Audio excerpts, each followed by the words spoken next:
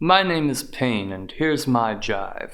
I've been around since man's been alive. Gnawing, burning, shooting, stabbing, twisting, throbbing, stinging, grabbing is how I make a scene. You say I'm mean, but my job is meant for your protection. A stim. To trigger some inspection, some detection that something is wrong. I can distract you. I can attack you. I can make you humble. I can make you crumble. I can make a grown man cry. Curse me, nurse me, try to disperse me. You can't deplete me, you can't defeat me. Why do you even try? Decades ago, pain was expected in disease and accepted. Patients screaming, writhing, crying on their journey while they're dying. So few ways to end their torment, so few drugs to make pain dormant. But there was morphine. Morphine, named for the Greek god of dreams, ironical product of nature's schemes. A simple plant, the poppy flower, unleashing a dynamic power. Opium developed with good intentions, one of mankind's toxic inventions. So deceiving, so conflicting, so relieving, so addicting. So, morphine doses were denied, while cancer patients languished and cried. Fear of addiction drove the restriction of an adequate analgesic prescription. Nurses watched the fear and dread, helpless hands beside the bed. Patients would be better dead than suffering the torture of pain. Suffering is the way to being, the path to knowing, feeling what it means to be human. To end pain is man's greatest aim. From birth to death he plays the game. 'Tis Buddhism's first noble truth. But end of pain is just an illusion. When will mankind accept the conclusion that I always triumph in the end? Then, mid-20th century, enlightenment to end misery. Finally, the hospice philosophy made its way across the pond. Dying patients now respected, no longer ignored or rejected, medicated to achieve the comfort a terminal patient deserves. At last, a nurse had at her disposal the means to realize the proposal that suffering needn't be expected while the patient was being protected from becoming addicted to drugs. Symptom relief was the ultimate objective. Symptom complaints were entirely subjective. Sympathy and empathy, the rhapsody weaving a revised treatment tapestry to preserve a patient's dignity through mercy, comfort, and peace. Soon, compassion came into fashion for anyone feeling pain, leading a nearsighted nurse to proclaim, "Pain is what the patient says it is." A noble quote, then a sacred anthem. Innocent thought, then a deadly phantom. Pain relief for all, the new memorandum for healthcare institutions around the world.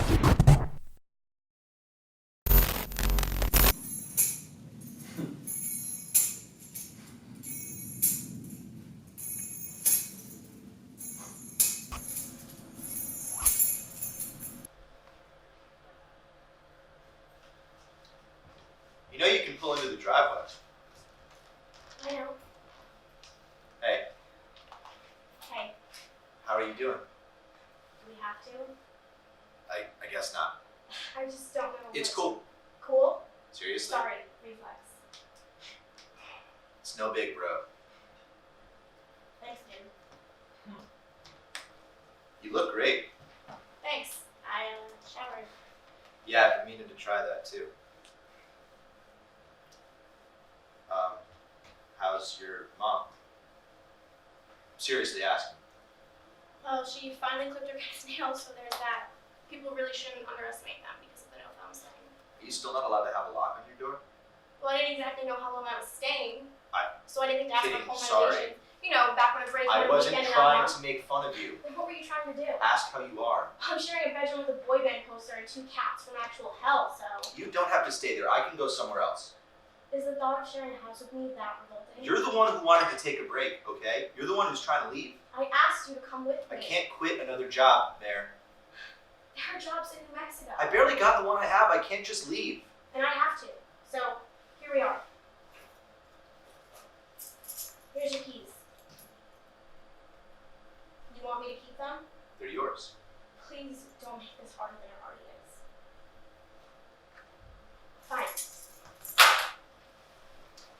Okay. Bye then. What am I supposed to say? This is the only option that I have left. I have to at least try it. I know you know that. I know it feels like you've tried everything, like you've been to every specialist. I feel that way because it's true. But we live in one of the biggest cities in the country. I don't believe, not believe, I just feel like there's still options here we haven't tried yet. You don't go to the appointments. You don't know what it's like. One person throws pills at me, and the next treats me like a drug addict, and we always end up right where we started. This time with side effects. I need something new. But why does it have to be New Mexico? There's got to be dozens of people in the country who can do what this guy does. He's not just some guy. He's a nationally recognized healer. He's On Oprah, yeah, I know. He's helped a lot of people, okay? Ones like me. I read the message boards and the things they're saying. It's like I finally have words for what's been going on inside of me. I feel like my body is rejecting my bones. They just shoved my skeleton into someone else's muscles. And no matter what they give me, I feel every second of it.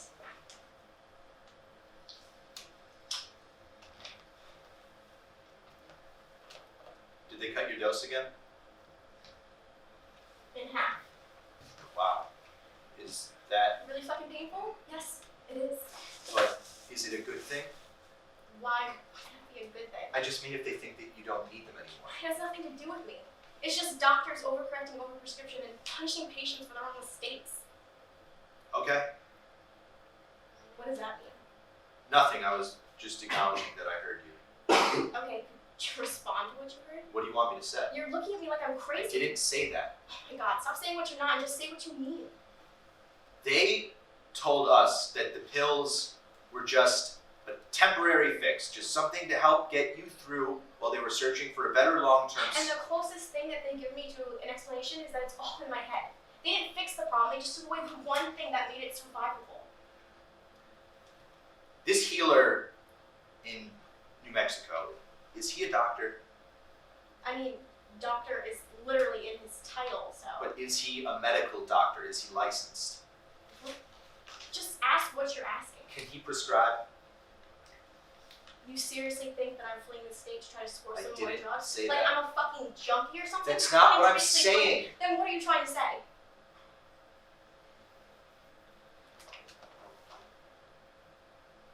Look, I have believed in every miracle cure just as much as you did. And every time it didn't work, watching another part of you fade away, I know it's not the same thing, but it fucking hurt me too.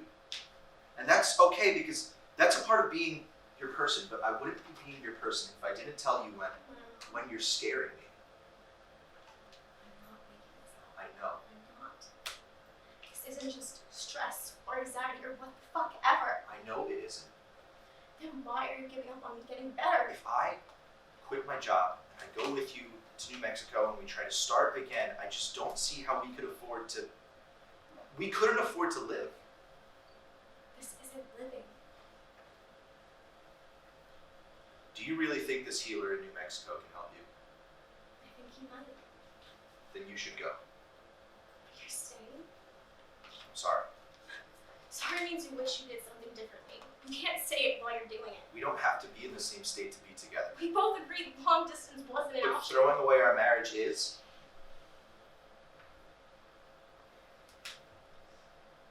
I don't know what broke inside of me to make me hurt like this. But it changed me. I think it changed us too. Pretending it didn't just hurt us both. I guess in sickness doesn't mean the same without a help on. You know that's not how I feel. I don't blame you. Nothing about this is stable and marriages need stability. Kids need stability. You don't have kids. We're supposed to. I just don't want to lose you. I can't be me if I'm sick. Just hold on to these, okay? For a little while.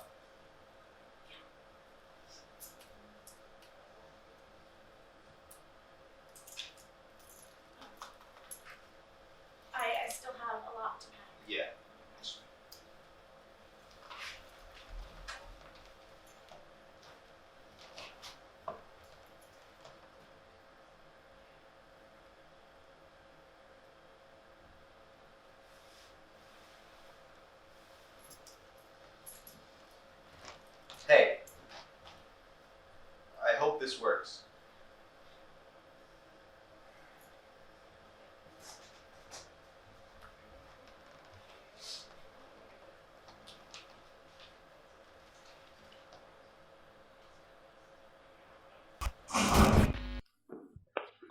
An opportunity to fill a need, take the lead, assuage our greed. The poppy plant was our inspiration to concoct a man-made creation. Synthetic opiates were the answer to all human pain, not only cancer. Such a service we could provide, such a profit on the side. And then, through a fortuitous media spin, we were absolved of committing sin when a foolish medical editor removed the thought of pharma as predator by proclaiming our products non-addicting. What could they possibly be thinking? Of course the feds had to get involved. The challenge of chronic pain was solved. No longer was the risk of abuse for physicians a reasonable excuse to deny narcotics to their patients. The CDC set forth to create a bureaucratic federal mandate that all physicians must participate and make a priority to eradicate all humans suffering from pain. Then, the American Pain Society, within its esteemed propriety, not expecting unwanted notoriety, broadcast the philosophical proclamation that went viral across the nation that pain was the fifth vital sign. A vital sign whose name is pain? How absurd. How inane. Unlike temperature, pulse, blood pressure, and respiration, which can provide a reasonable determination for an individual's clinical situation. I am unique to each human being. From 1 to 10 or in between, I can't be measured, weighed, or seen. An ache, which may be for one a bother, is incapacitating for another. So the perfect storm began to form. Opiate prescriptions became the norm. Doctors and nurses asked to perform whatever was required to extinguish pain. Narcotics sweet and so appealing, we knew they never would be healing. Mercy was the platitude, problem-solving attitude, patience full of gratitude, hurtling towards a life of hell. Who could tell? Not the feds and not Big Pharma. Such a sad and tragic karma. Big Pharma followed with expensive promotions to promulgate the use of its narcotic potions, and government agencies blessed ridiculous notions that drug abuse would not be an issue. And all the while, waiting in the wing, pushers and dealers ready to spring. Heroin, simple, cheap to produce, easily smuggled for a street dealer's use from foreign countries, exporting this poison. The great opiate crisis was now on the horizon. Young and old, rich and poor could not resist the subtle lure of legal drugs, so safe and pure, the means to end what they've had to endure. Their ravaging, punishing pain. Of course, not all hurt was the physical kind. Some stemmed from the heart. Some dwelt in the mind. I come in many varieties. But narcotic drugs so versatile could relieve all suffering with style until their potency begins to wane, leading to the return of pain, though this could be solved with more of the same or opiates by some other name. And so, an addict is born.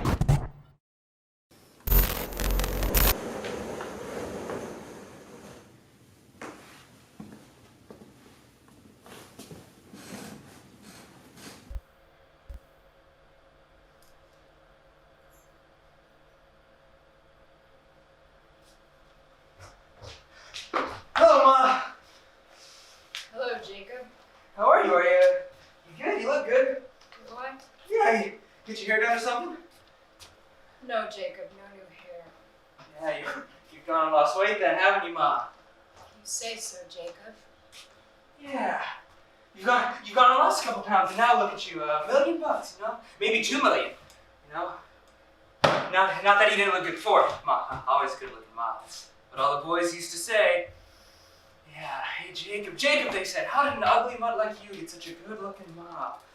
I remember that.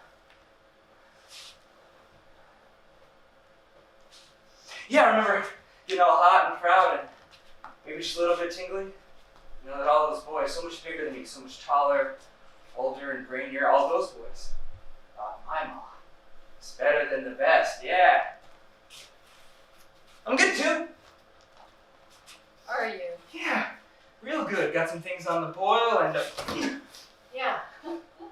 Yeah. It's been a while. Yeah, Jacob.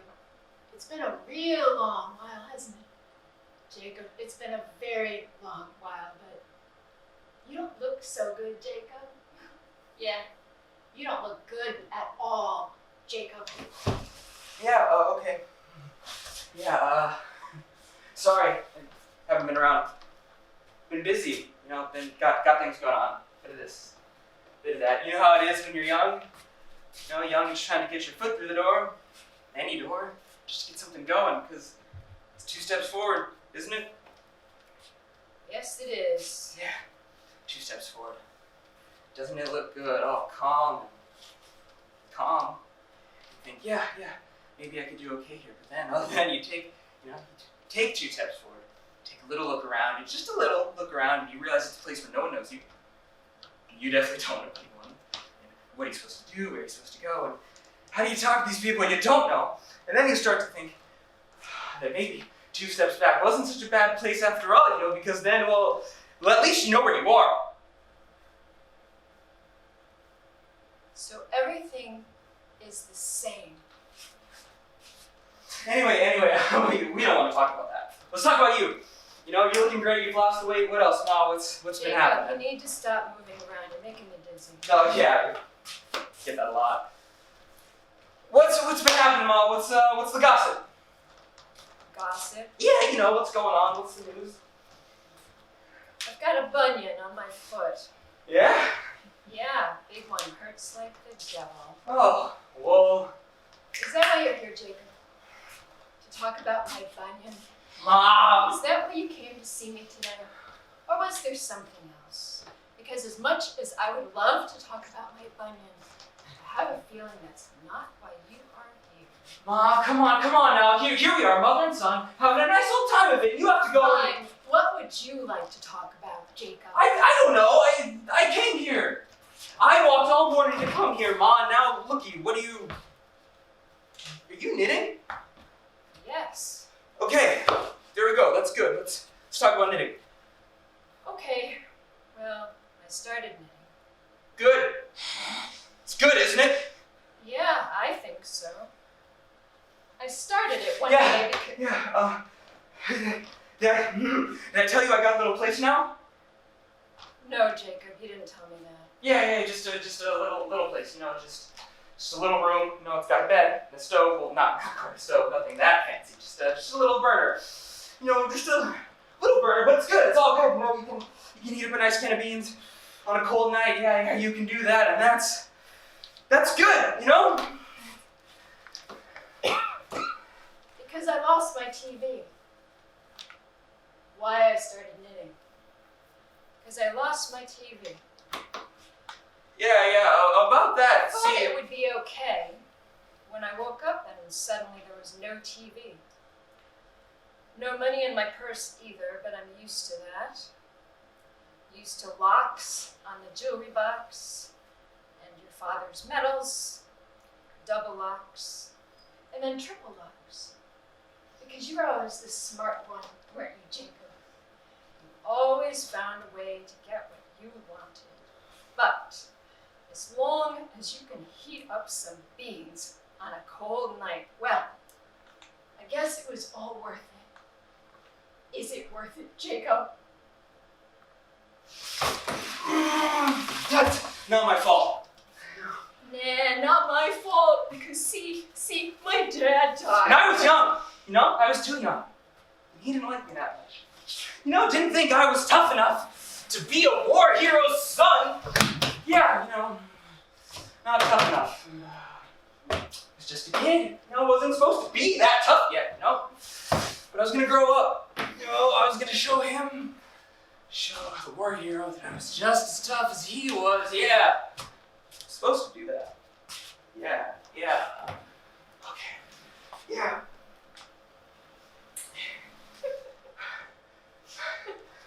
You're doing it all wrong. Oh, not now, Ma.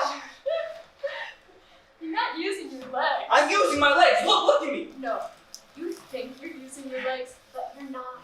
Don't make this any harder, Ma. Oh, is that what I'm doing, Jacob? I'm making this harder. Well, why don't you go make a cup of tea or something, Ma? Cup of tea. Yeah, go make yourself a cup of tea. You know, hot and sweet, just like you like it. No, I'm not going to make a cup of tea, Jacob. Ma, listen, please let me do this, okay? This is the last time. I swear, this is the last time because things are changing. All right, they're changing. I I can feel it. They really are, but they can't change right now. No, I can't go change something right now, right this minute. Okay, I can't explain it, but I just need to get through this little bit, and then things are gonna change. All right, I promise. I really promise. I don't have a kettle, do I, Jacob? Had one, and then had another one. One after that. But then I stopped buying kettles, thinking that might solve the problem. So, I don't have a kettle to boil the water in, so I can't boil the water for the tea. Because even if I could boil the water for the tea, I don't have anything to put the tea in, do I? Because you took them. You do not understand. I just. You took and you took the teapot. You took the cups and you took the saucers. Stop. You remember the cups and saucers, don't you, Jacob? White china with the little blue flowers, the ones my mother gave to me as her mother had given to her. You need to get up. Okay, because you see, there's a bed and a stove, but no couch. All right, no place to sit and think. And that's what I'm gonna do. I'm just gonna sit on this couch and think about things. All right, just think about how to take those 2 steps forward and stay there. You understand? This is not like before. This isn't like blocks. Right? This is about moving forward. It's about being a better man. Maybe just a good one, but so you just get up now. You need to get up so I can go to my room, heat my little can of beans, and think, okay? White. Little blue flowers. So delicate. It's all physics. Isn't it? That's what it's physics, you know. Twist it this way, it all looks impossible. But you twist it that way. Suddenly, a whole new way, it opens up. Yeah, physics, or maybe something else. Yeah, I'm gonna think about that. I'm gonna think real good about physics and.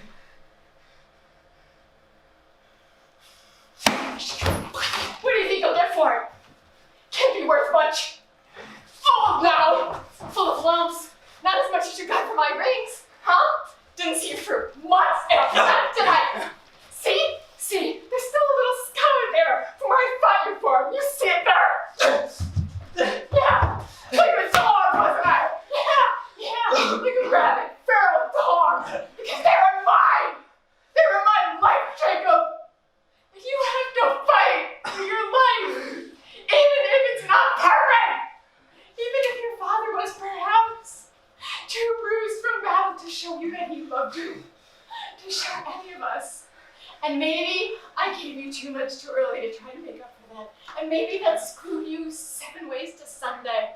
Maybe all that happened. And maybe a whole lot more.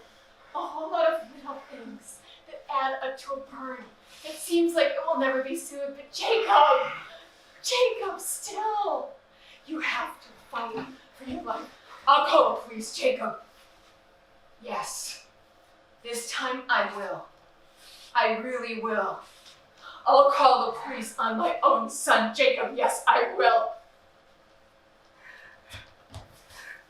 I know what I say holds no weight, all right?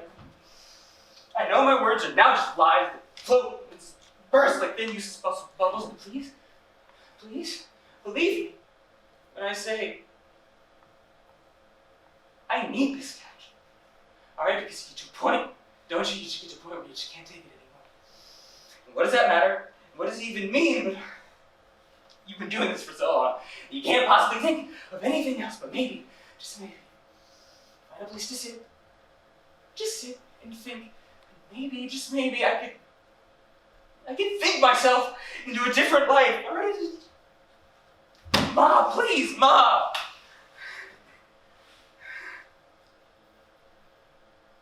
Please, Ma.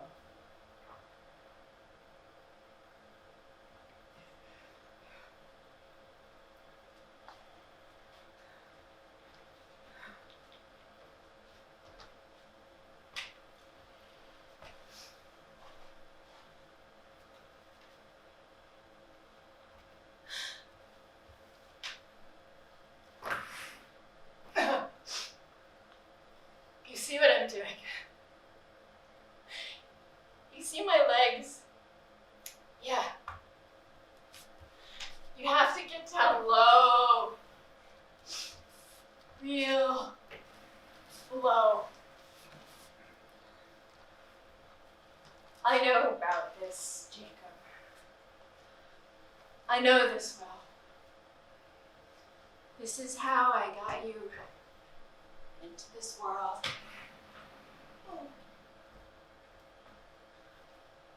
Low. Real low. Just like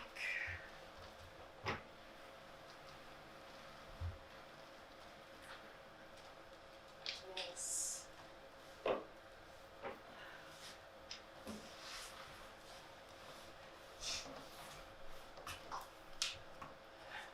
Anything else? No, this is perfect, Ma. This is gonna change things. I can already feel it changing things. I hope so, Jacob.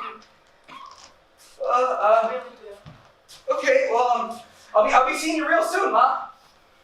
I'll be seeing you real soon, yeah. Yeah. Yeah.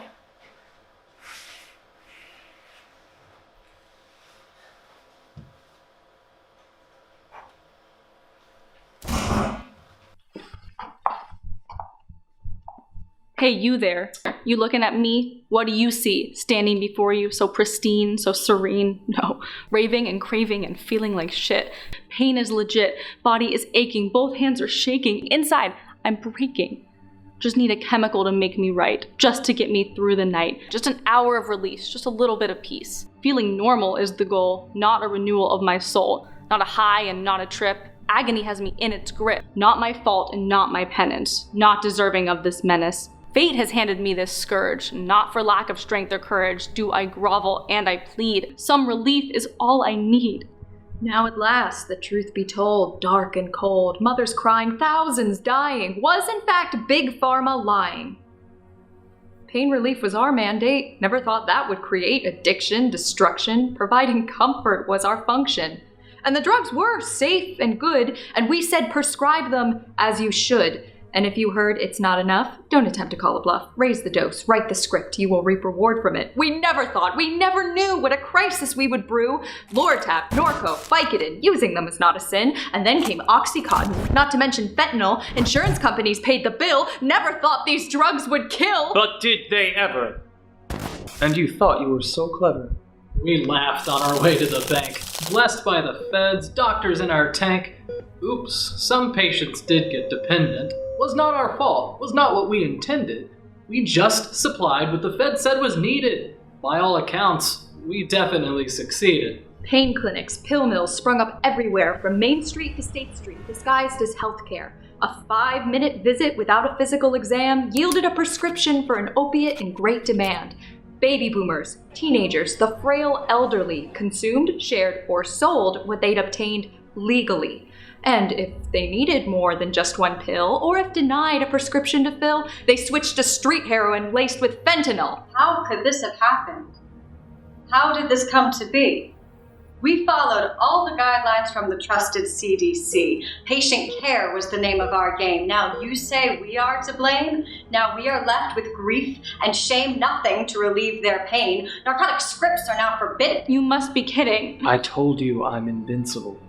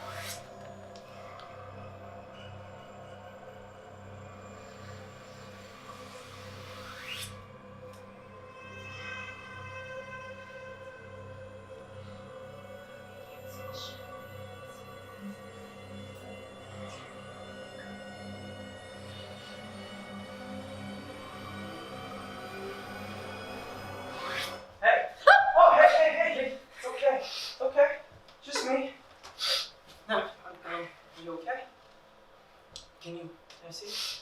Can you move it? No. Okay, if you can move it, it isn't broken.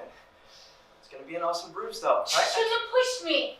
She didn't mean to. It felt like she meant to. Yeah, well. I hate her. No, you don't. And Okay? she hates She me. doesn't. She doesn't. Look, it's getting late, okay? You should get some sleep. No. Do you want me to leave it on? I'm not tired. It's getting late, Al. 15 minutes. Please. Fine. 15 minutes. Okay? What can you do in 15 minutes? Wanna play storyteller? Storyteller? Mm-hmm. You tell the story and I tell you suggestions. So you're like an editor. Okay. What is our story about? A monster. A monster. The monster that comes at night. Okay. Okay. Let me think. Oh, I got it. The Monster That Comes at Night by Johnny And Eleanor Okay. By Johnny and Eleanor Jones. Esquire. Where'd you pick that up? I know. Give Okay. Johnny and Eleanor Jones, Esquire. Now, once upon a time. Lame. What? All your stories start with once upon a time. Okay. There once was. Same thing. A long time ago in a galaxy far, far away. Ooh, I like that one. Wait. Have you not seen Star Wars yet? No. What? How have you not seen it I yet? don't know, just haven't. How have I let this happen? You're always with your friends. I have failed you as a brother. Well, that is changing, okay, Al? Starting tomorrow, you, me, that gallon of mint chocolate chip ice cream in the freezer, and 8 Star Wars movies. Deal? Green or white? Green. Teal. Now, storyteller, we only have 15 minutes. Ah, yes, okay. Well, way back when, before time was recorded, in a distant land, there was a princess. She's pretty. And with the beautiful princess lived her parents, the king and the queen, and her brother, the most famed knight in all the kingdom, and his name was Demon Blade! You want the knight's name to be Demon Blade? That's his last name. His first name is Tim. Tim Demon Blade. Okay. The renowned knight Tim Demon Blade, the brother and the sworn protector of his lovely sister, the princess, Lady Demon Blade. Together, they were a happy family with a happy dog. Peanut. Of course, a happy dog named Peanut. Together, the Demon Blade family ruled over the magical kingdom of Tom! Okay, Tom is not really a kingdom name. The kingdom is called Tom. What do you know about naming kingdoms? What do you know about not giving everything a name that starts with T? Okay. Okay. Whatever you say, Your Majesty. Thank you. They were a happy family and a happy kingdom. But one day, the knight's father, the king, became very ill. A plague had swept their kingdom. Stupid, bad, deadly disease, itis. Right? Yeah, the worst case of stupid, bad, deadly disease-itis the world had ever seen. The king knew he would not make it, so he laid in his deathbed, getting weaker and weaker. And the queen, who stayed at his side every day, became his only source of comfort. And it was on his last day that he called his children into his chambers, and he looked at them, and he said, "Children! Oh, curse this stupid, bad, deadly disease-itis! Oh, I love you, oh, so much. Oh, my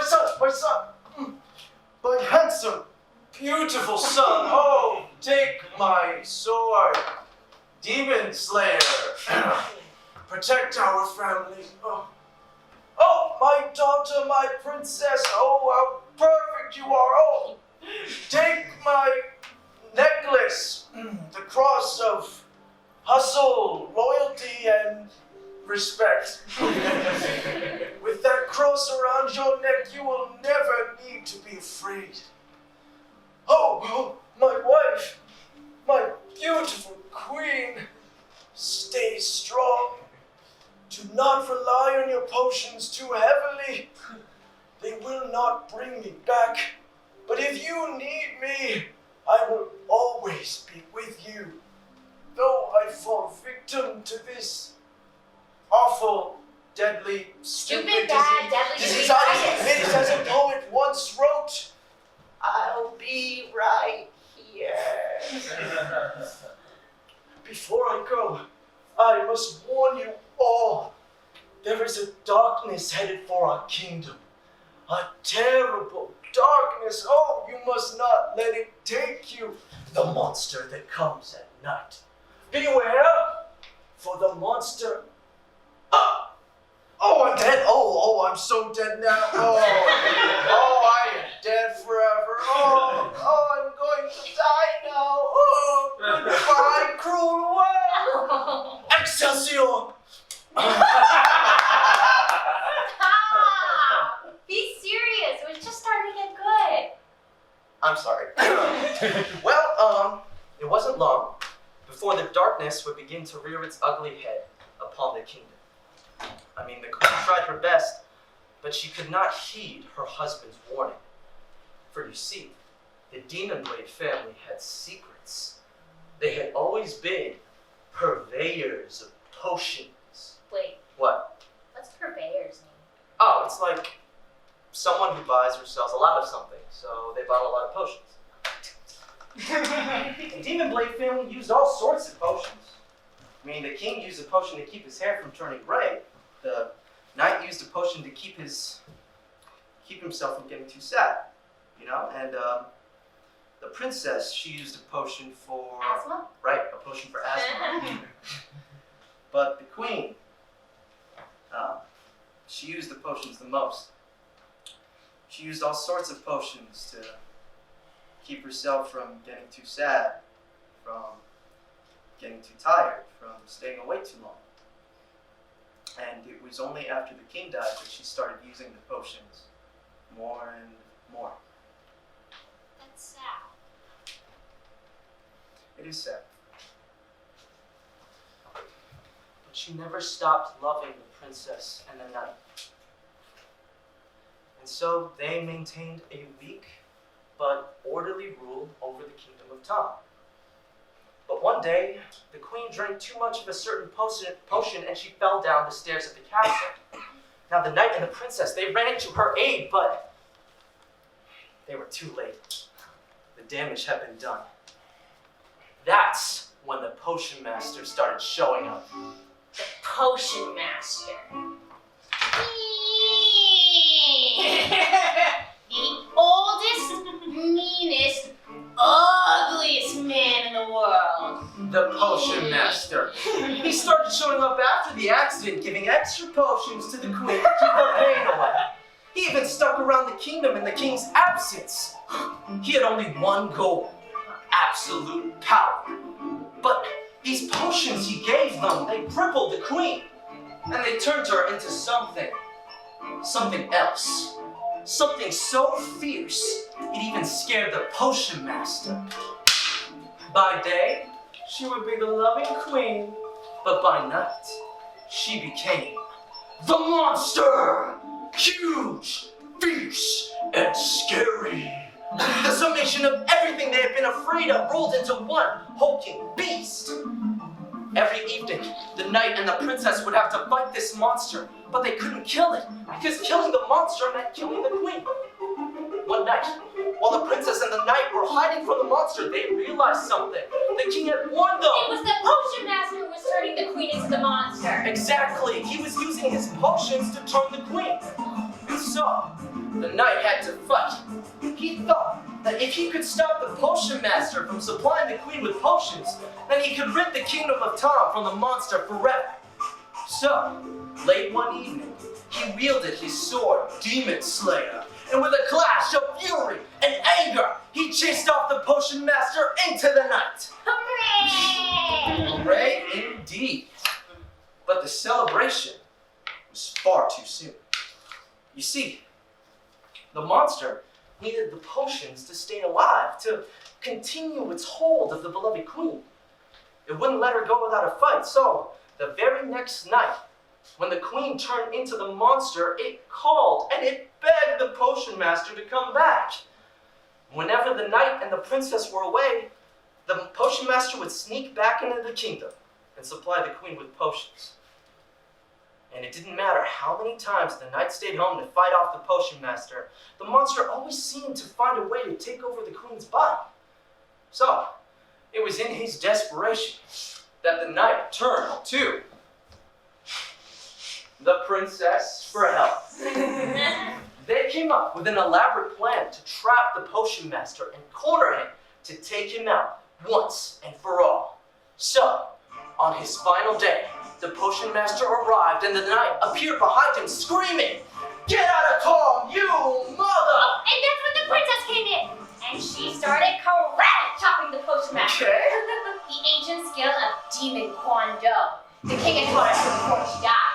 And then she body chopped the potion master. So hard, he started spinning clockwise and then in the circle. And then the knight hit him with Demon Slayer so hard, he started spinning again counterclockwise. And the princess put the necklace the king gave her around her neck, and she turned into John Cena. And she kicked the potion master so hard in the balls, he flew through space into the moon and died.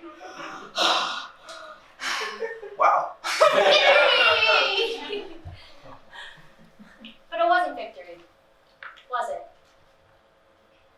No, no, it wasn't.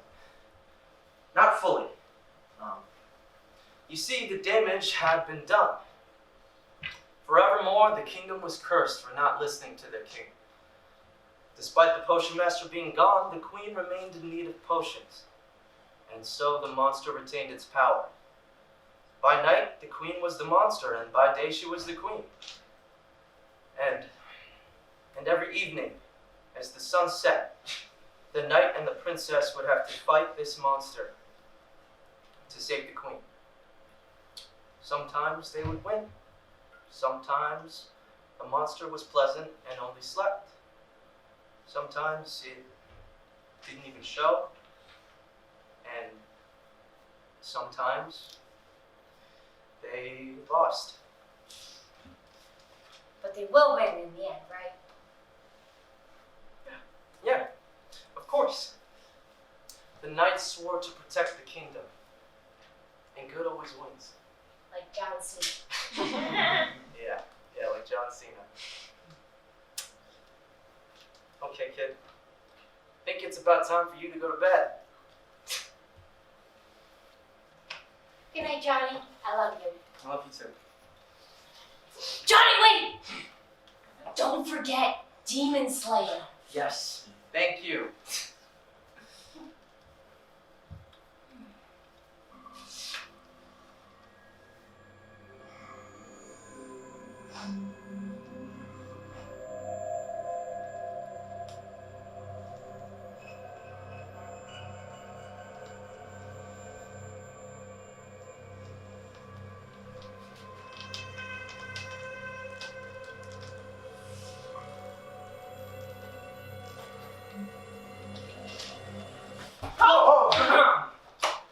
Hi.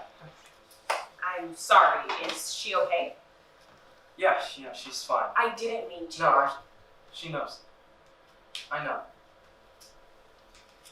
I'll make it up to you guys in the morning. A big breakfast for my knight and my princess. Sounds good, Mom. Hey, get some sleep, okay?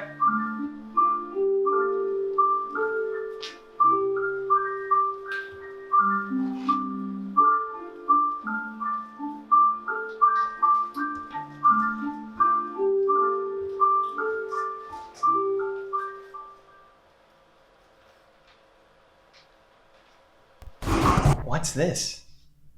I see an opportunity to peddle my stuff with impunity. Here's a victim running out of hope. Can no longer cope. Was she turned to dope? I have the goods, and the timing is right. Just sit tight. Track her plight. Wait for the night. Then strike while the iron is hot. The U.S. Center for Disease Control now sees how narcotics have taken their toll. Even the American Pain Society admits to the folly of its hegemony, that pain should be relieved at all costs. How did the Food and Drug Administration, charged with the safety of this nation, allow Big Pharma to push its opioid concoctions as non-addicting analgesic options? What's that you say? The DEA? The source of opiate law and order? Can't stop the flow of drugs from across the border. Therefore, we suggest other strategies. Must prevent this new wave of tragedies. Tylenol, Advil, and Aleve are what we perceive to be the safest. Over the counter without restriction? For a headache without prescription? My pain cuts me like a knife, gives me strife. Suffering is my way of life. I need something that is stronger. I need something that lasts longer. Promise I won't get addicted. Promise you won't be convicted for doing what a doctor is supposed to do. Narcotics are now deemed to be wretched excess for a malady that in all reality is deserving of a much gentler approach. Physical therapy may be of use, no risk there of abuse. Psychoanalyst is a thought, or perhaps you ought to find out where yoga is taught. Yet another non-drug tactic we suggest is chiropractic. Have you considered acupuncture? Tried all those, got some relief, but it was brief. Now my doctor turns me away, leaves me to pray, thinks it's okay to abandon a patient. I feel that I must comment on Natalie's unusual phenomenon. Reflex sympathetic dystrophy, somewhat a medical mystery, destined for pain unto infinity. A sad, sad case, I must say. Spare me the details. Though not deserving cruel retribution, opiates are not the solution. Hot and cold packs must first be tried, can be effective when applied. Supplements, aromas, herbs, oils, and such. Reiki, massage, and the healing touch. Perhaps a ritual of mindfulness meditation instead of a dose of toxic medication may break the cycle of pain. Your words are harsh. Your thoughts are cruel. Do you take me for a fool? Torment is my way of being. You're not hearing. You're not seeing. Do you really expect me to feel this way? Night after night? Day after day? No one to turn to. No one to call. I think I may be ready to end it all.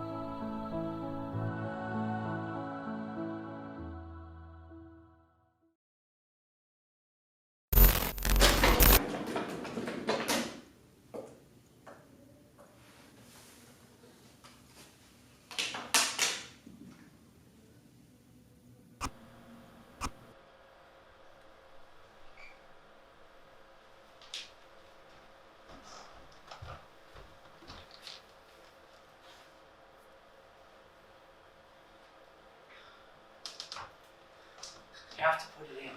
No, we don't. It's up to us to help others. Fuck others. Her life could mean something. Are you insane? Her life means everything. She could be an example, a lesson. She's our daughter. She's not a lesson. I would like to be open about this. Open to who? Total strangers? Our close friends know that's enough. If we want it in the paper before the funeral, we have to get it in today. We don't want it in the paper. What do I write? Suddenly. There was nothing sudden about it. We had years of struggling. Suddenly sounds like a car accident. If it's a car accident, people say that. Or a heart attack. No 25-year-old dies of a heart attack.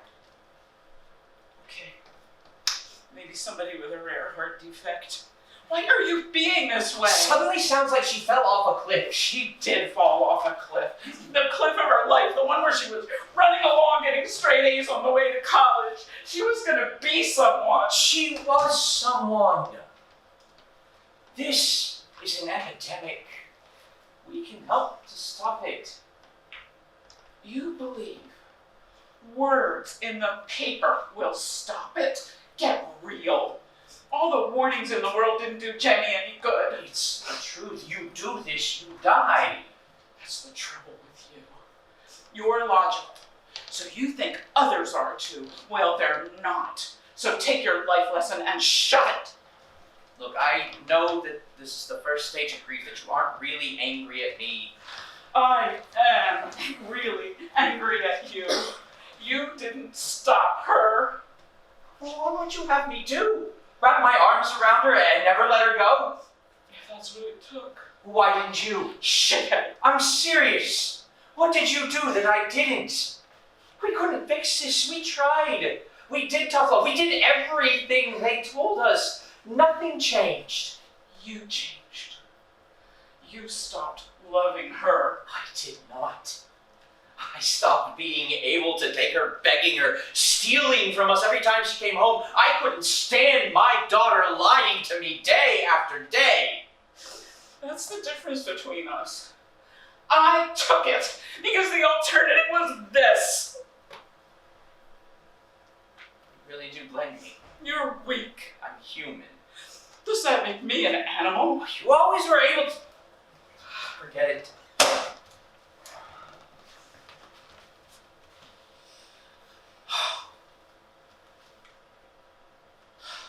We failed. As parents. As a family. She made choices. We couldn't stop her. You gave up. I never gave up. Why hide it? She deserves to be remembered for the good in her life. If we hide it, it's like saying that it's something to be ashamed of. You're ashamed. Sure, that's part of what I feel. Thank God you feel something. Oh, stop it, Maddie. You're being cruel. So is God. Well, that's your issue. I'm not the believer here. So now I'm to blame. Because I lit some candles, we celebrated some holidays. I only wanted her to have a sense of her heritage. Twisting everything. Everything's pretty fucking twisted already. Our beautiful daughter is gone, and we're arguing about Hanukkah candles. You're missing the point. Okay. Fill me in, Mr. Math Professor. What's your point? Who the hell knows? I'm not even sure what we're arguing about anymore. We're arguing about how to describe our daughter's death in a newspaper that circulated to, I don't know, 1 million people. Leave it. What's it doing here? She left it. How do you know it was hers? I heard them laughing around 2 o'clock. I got up and came outside to see what they were doing. Kurt had a bottle in his hand. She had this one. He held his up and waved it at me. It was empty. Schmuck. You said we had to be nice to him because she loved him. What did I know? I could see her eyes glint in the lamplight. I begged her to come in. She opened the bottle and took a swig, as if to show me she was okay. Kurt said, "I'll look out for her, Mrs. K." Good old Kurt. He looked so young and untroubled, sitting on the steps under the light, laughing.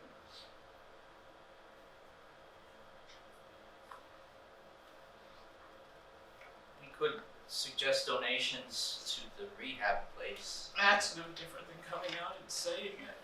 The older relatives, it's subtle. They might not catch it. Oh, Aunt Ida's 92. She's not an idiot. What do we lose by saying it? Her dignity.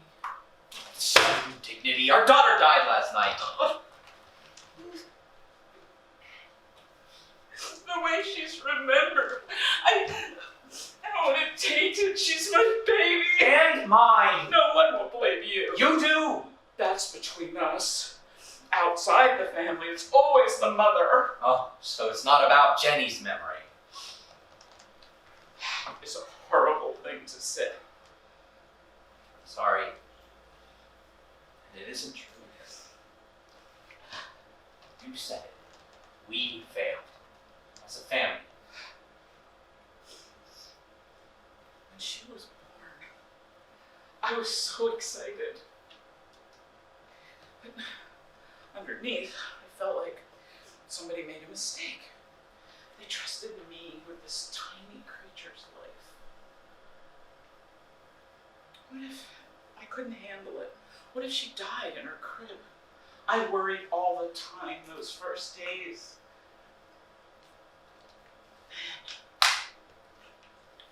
Every morning, I go into her room. She'd be lying there, eyes bright, smiling.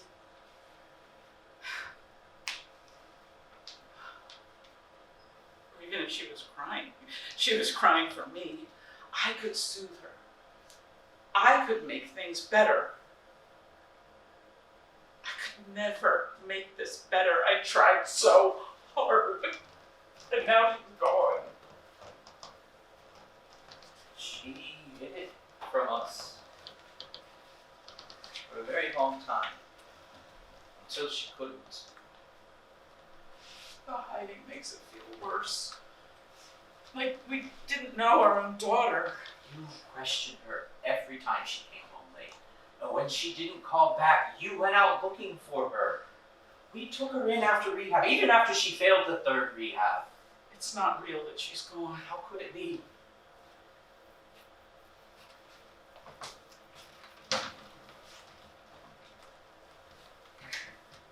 You were strong for a very long time. Through all the lies and the hiding.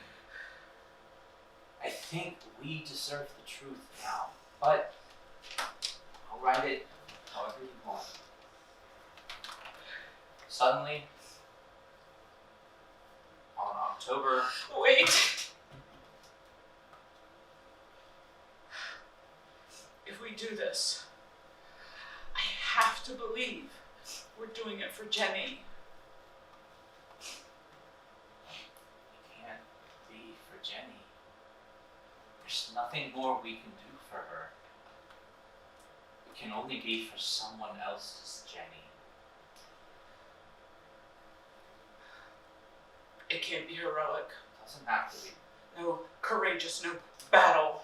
She lost. Loss is okay. Her struggle? Oh, she did struggle. Can we put in how hard she tried? It's up to you. I don't know. I don't want to do any of this. Forget it. Believe it. The funeral home can put in a standard notice, nothing personal about Jenny. Not even her picture. You can give them her picture. If they see her face, our beautiful girl, they should know. Are you sure? No, but write it anyway. We struggle with forces. No forces. Make it real. We struggle against.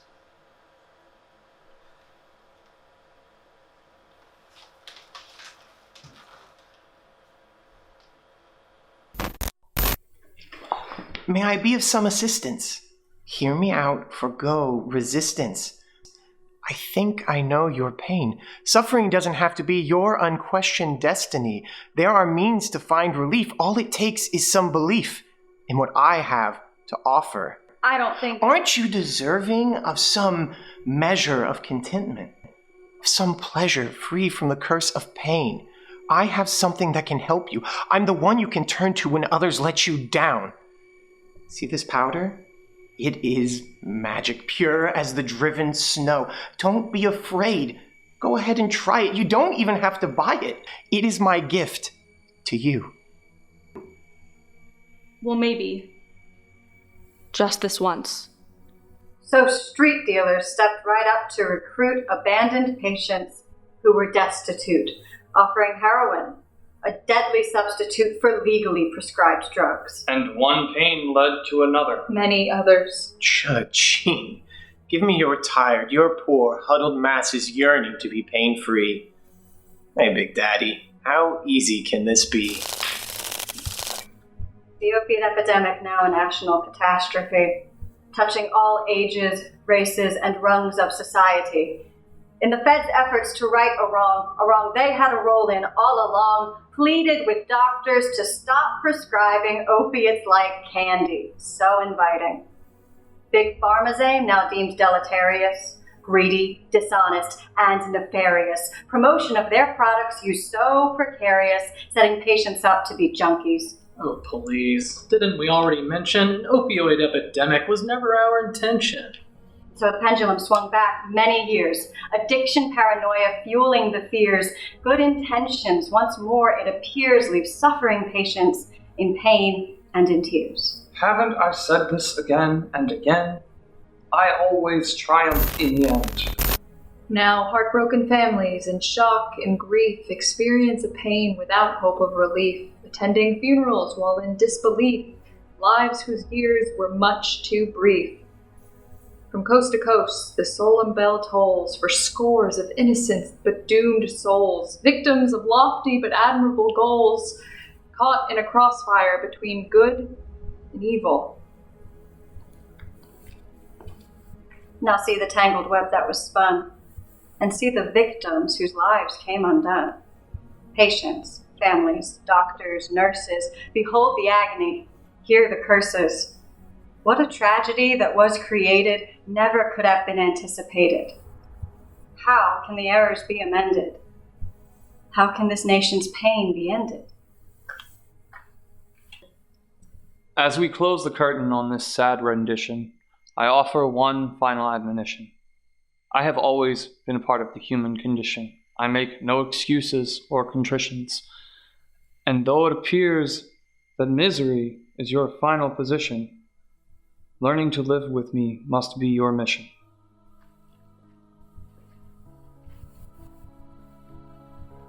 You will never completely set me free, and so I invite you to gently walk with me.